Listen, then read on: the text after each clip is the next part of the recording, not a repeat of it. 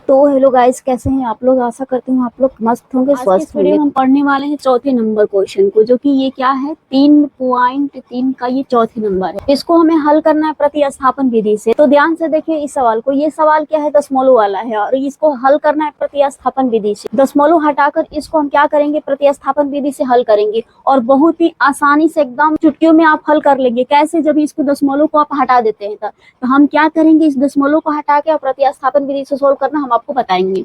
तो चलिए, ये बस देखने में दशमलव लग रहे हैं, बस ये देखने में दशमलव लग रहा है, लेकिन इस दशमलव को हम क्या करेंगे, इस समीकरण से हम क्या करेंगे, इसको आसानी से हटा देंगे ताकि हमको सोल्व करने में क्या हो जाए, आसान हो जाए। इसको समीकरण नंबर 2 हम नहीं मानेंगे। क्यों नहीं मानेंगे, क्योंकि ये दशमलव में है। सबसे पहले हम क्या करेंगे, दशमलव को हम हटाएंगे इस समीकरण से। तो दशमलव को हम क्या करते हैं, हटा ले। तो यहाँ पर देखिए क्या है, 0.2x प्लस 0.3y बराबर में 1.3 है। अब आप बचपन में सीखे होंगे कि 1.3 का मतलब क्या होता है। आपको बताया गया होगा कि जो ऊपर डिजिट दिया उसको जस्ट ऐसे कि ऐसे ही उतार लीजिए और दशमलव के लिए क्या ले लीजिए, 1 ले लीजिए। दशमलव के बाद अंक डिजिट कितने उतने 0 ले लीजिए। दशमलव के बाद ये दशमलव, उसके बाद अंक कितना है, 3 है। एगो अंक है तो हम एगो 0 लिखिए। देखिए 13/10 हो गया। अगर यहाँ पर क्या हो जाता, मान लो कोई डबल अंक हो जाता तो हम 136 दशमलव के लिए 1 और 2 गो अंक बढ़ जाता तो हम 2 गो 0 ले लेते। तो ये समझ में आया कि दशमलव के बाद जितने भी अंक रिपीट होगा उतना बार हम क्या करेंगे, नीचे 0 लेके चलेंगे। तो इसी कंसेप्ट से हम क्या करेंगे, इसके दशमलव को हम लेंगे। अब देखिए यहाँ पर अंक में क्या है, ये 2x है तो हम उतार लेंगे 2x को उतार लेंगे। उसके बाद दशमलव के लिए 1, अभी बताया ना कि दशमलव के लिए इस दशमलव को हटाने के लिए हम नीचे क्या लेंगे, 1 लेंगे। दशमलव के बाद कितने अंक है, ये दशमलव के बाद कितने अंक है, अंक लेना है, x नहीं लेना है। दशमलव के बाद हमें अंक देखना है, तो अंक कितना है, 2 है तो हम एगो 0 लेंगे।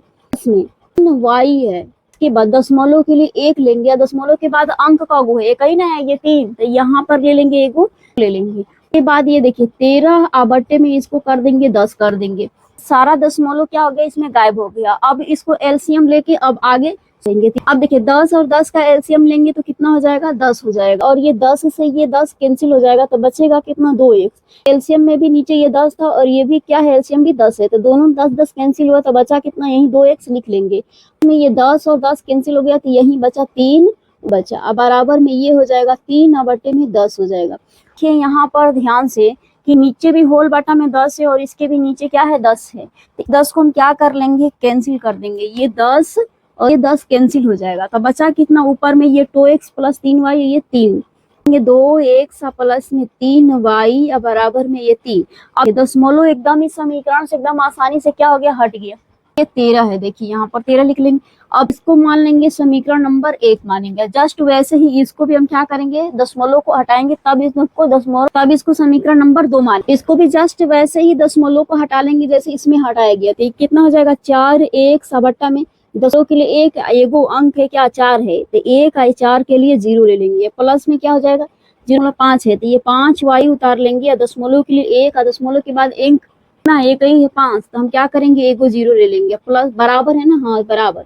और कितना, ये 23 अब दशमलव के लिए 1 अंक के बाद 0, तो यहाँ पर हो जाएगा इतना।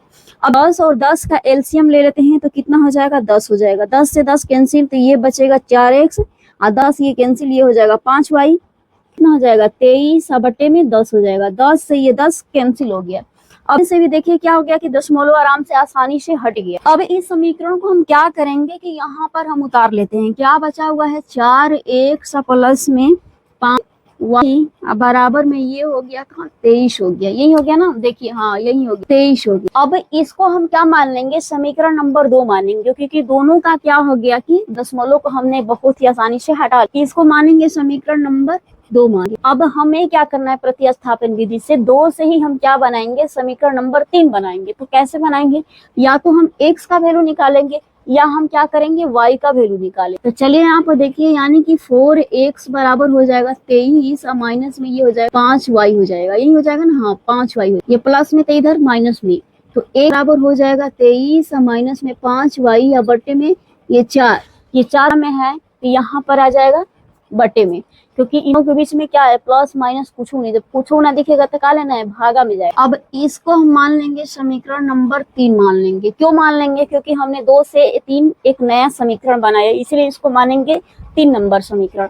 अब क्या करना है कि समीकरण x का वैल्यू जो है वो समीकरण नंबर 1 में रिप्लेस कर देंगे। यहाँ पर x की जगह पे क्या करेंगे, रख देंगे। यहाँ पर लिख दीजिए कि समीकरण 1 से, ठीक, क्योंकि समीकरण 1 हम लेंगे। समीकरण 1 क्या है, यहाँ पर देखिए 2x प्लस 3y बराबर 13। 2x प्लस 3y बराबर में क्या है, 13 है। तो हम केवल x का वैल्यू निकला है 23 माइनस 5y बटे में 4, यही निकला है ना। हाँ, बस केवल x का वैल्यू निकला है, इसीलिए हम क्या करेंगे, x की जगह पे इसको ले आके बैठाएंगे, बाकी जो जहाँ है वैसे ही अपनी सीट पे स्थिर रहेगा। अब देखिए आप ध्यान से कि x बराबर 23 माइनस 5y बटे में 4, ये था 2x, तो 2 तो यहीं पर है और x की जगह पर 23 माइनस 5y बटे में 4 हो क्या ना। हाँ, समझ में एकदम आएगा। यहाँ पर देखिए अब प्लस में ये 3y है तो इसको रख देंगे, अब बराबर में ये 13 है तो इसको 13 कर देंगे।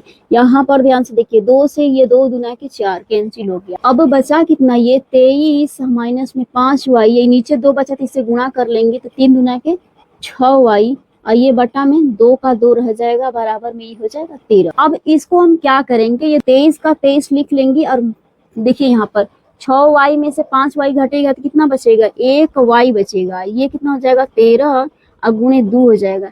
ये इसके साथ क्या हो जाएगा, गुणा में चला जाएगा, क्योंकि ये नीचे है और ये ऊपर, और नीचे से ऊपर चला जाएगा तो किसमें जाएगा, गुणा में जाएगा, ठीक है। ये अब यहाँ पर क्या करेंगे हम, कि हमें तो y का वैल्यू निकालना है, तो ये 23 भी उधर चला जाएगा, तो ये कितना हो जाएगा, 1y बराबर कितना हो जाएगा, 13 दूना के 26, 26 और ये 23 इधर माइनस में हो जाएगा तो कितना हो जाएगा, 23। 26 में से 23 गया तो हमारा y का वैल्यू 3 आ गया। तो अब हम x का वैल्यू कैसे निकालेंगे, तो देखिए यहाँ पर x बराबर यहाँ पर था, कहाँ पर, यहाँ पर था x बराबर 23 माइनस 5y बटे में 4, तो यही y का वैल्यू यहाँ पर रख देंगे तो हमें निकल जाएगा किसका, x का वैल्यू निकल जाएगा। एकदम बहुत ही आसान तरीका से निकल जाएगा। तो यहाँ पर हम क्या लिखेंगे, समीकरण 3 से, कैसे, समीकरण नंबर 3 से, क्योंकि 3 लेंगे ना, हाँ ये 3 वाला है। तो x पर कितना है, 23 माइनस गुणे y की जगह पर कितना निकला, y की जगह पर ये देखिए वैल्यू 3 निकला है तो रख देंगे 3। अब बटे में कितना है, बटे में कितना है इसका 4 है, तो यहाँ पर हो जाएगा 4। अब यहाँ पर हो जाएगा 23 माइनस में 5 तिहाई 15 हो जाएगा ना, हाँ हो जाएगा, क्योंकि कुछ नहीं करना है, इसे गुणा करके 23 में से घटा देना है और जितना बचेगा 4 से भागा दे देना है आपको, तो ये नीचे हो जाएगा, क्या हो जाएगा, 4 हो जाएगा। अब देखिए 23 में से 15 घटेगा, कितना बचेगा, करे ना 8 होगा, हाँ तो 8 ही होगा। यहाँ पर लिखिए आराम से 8, अब बटे में ये हो जाएगा 4। अब इसको क्या करिए, कटा दीजिए, 4 दूना की 8, तो हल किया आया x बराबर निकला क्या, 2 निकला, यही निकला ना वैल्यू। अब x का भी वैल्यू 2 निकल गया और y का भी निकल गया, कितना निकला था, y का हुआ था। तो हम आराम सबसे लास्ट में जब सवाल बनाएंगे तो यहाँ पर साइड में लिख देंगे कि x बराबर है 2 निकला है, तो पर लिखेंगे x बराबर 2 और y बराबर निकला है 3 निकला हुआ है, और ऐसे क्या होंगे, इसको ऐसे करके उसके बाद हम क्या लिख देंगे, आंसर लिख देंगे। ये हमारा हो गया सवाल बनाने का एक अच्छा ढंग हो गया, क्योंकि सवाल बनाने के में भी हम लिख देंगे कि हमारे प्रश्न बनाने के बाद लास्ट में यही कंजन निकला कि x बराबर 2 और y बराबर, इसी तरह पर ये क्या है, √2x दिया है प्लस में √3y बराबर 0, तो इसको हम मान लेंगे समीकरण नंबर 1, इसको मान लेंगे समीकरण नंबर 2 मान लेंगे, ठीक है। अब यहाँ पर क्या करेंगे कि 2 से हम बना लेंगे समीकरण नंबर 3 बनाएंगे। कैसा बनाएंगे, 3, क्योंकि हमें हल करना है प्रतिस्थापन विधि से।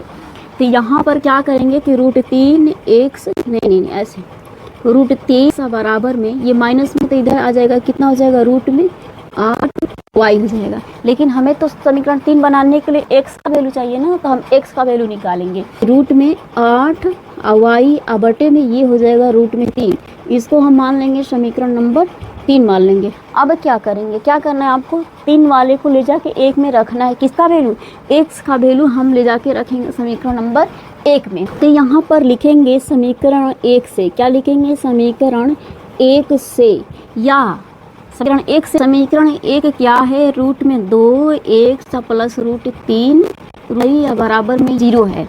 तो x के जगह पर निकला हुआ है क्या, √8 बटे 3y निकला हुआ है, तो हम भी यहाँ पर रूट में 2 लिख देंगे और x की जगह पर जो वैल्यू है उसको पुट करेंगे। x के जगह पर क्या वैल्यू है, रूट में 8 प्लस √y या बटे में क्या है 3 है, 3 प्लस में रूट में 3y या बराबर में 0 हो जाएगा। इसको ध्यान से देखिए कि रूट 2 का रूट 2 यहीं पे था और x के जगह पर रूट 8 प्लस वाई बटे में 3 हो गया ना। हाँ, अब यहाँ पर प्लस है तो प्लस रूट 3y है तो रूट 3y हम एकदम आसानी से लिख लिए हैं। और जिस तरह बट्टे पर का जोड़ सोल्व करते हैं वैसे ही इसको भी आपको सोल्व करना है। तो कैसे सोल्व करेंगे, इसको मल्टीप्लाई कर लेंगे। देखिए 8 दूना के 16, रूट में है ना, तो ये हो जाएगा 8 दूना के 16 y हो जाएगा। y रूट से बाहर है इसीलिए हम ध्यान रखना है। अब आपको कन्फ्यूजन हो जाएगा, यानी कि रूट 2 में गुणे रूट 8 में जब भी गुणा करेंगे तो ये भी क्या हो जाएगा, रूट में ही होगा और 8 8 16 हो जाएगा। सिंपल वैसे ही हम इसको करेंगे। अब ये हो जाएगा प्लस हो जाएगा और यहाँ पर देखिए ये नीचे रूट 3 है तो रूट 3 लिख लेंगे और रूट 3 से डायरेक्ट इसमें गुणा कर लेंगे तो ये कितना हो जाएगा, या तो रूट में 9 लिखिए, दोनों का वैल्यू सेम होता है। तो यहाँ पर हम केवल लिख लेते हैं, क्या लिख लेते हैं, रूट में 9y लिख लेते हैं बराबर में 0 लिख लेते हैं। अब यहाँ पर देखिए कि ये रूट में 16y है तो देखिए रूट 16y को कैसे निकालेंगे, रूट में 16 है तो आप क्लास 8 में पढ़े होंगे कि जब भी क्या है डबल एक ही संख्या का डबल बार गुणा है अंदर है तो उसको एक बार बाहर निकालेंगे। जैसे ये किसका गुणा है, ये 4 गुणे 4 का गुणा है, यही है ना कि 4 गुणे 4 का गुणा है तो इसको रूट से बाहर हम क्या निकाल देंगे, 4 के फॉर्म में हम निकाल देंगे आसानी से। तो यहाँ पर हम क्या लिखेंगे, तो यहाँ पर लिख देंगे 4, ये y है तो y लिख देंगे, रूट से बाहर ले लेना है तो यहाँ पर हम लिख देंगे 3y लिख देंगे। अब बटे में कितना है, रूट 3 है या बराबर में ये है 0, 4 और 3 7 y के फॉर्म में तो y या बराबर में 0 में। अब देखिए 0 में रूट 3 से गुणा हो गया, क्या हो गया, 0 में रूट 3 से गुणा होगा क्योंकि ये नीचे है और ये क्या है ऊपर है, इसीलिए हम आसानी से नीचे से ऊपर गुणा कर लें। तो 7y बराबर 0 में 3 से गुणा हो जाएगा 0 और ये y बराबर कितना हो जाएगा 0/7, तो इसका y का वैल्यू कितना हो जाएगा 0 हो जाएगा। अब y का वैल्यू जब 0 आ गया तो x कैसे निकालेंगे, समीकरण नंबर 3 से निकालेंगे क्योंकि समीकरण नंबर 3 देखिए कहाँ पर आया हुआ है, तो डायरेक्ट x बराबर रूट 8 y बटे 3 आया हुआ है। तो हम यहाँ पर सिंपल लिख देंगे समीकरण नंबर 3 से, क्या लिखेंगे, समीकरण 3 से लिखेंगे और क्या लिखेंगे कि x बराबर रूट में 8 y बट्टे में क्या है, रूट में 3 है तो हम भी लिख लेंगे 3, यही है ना।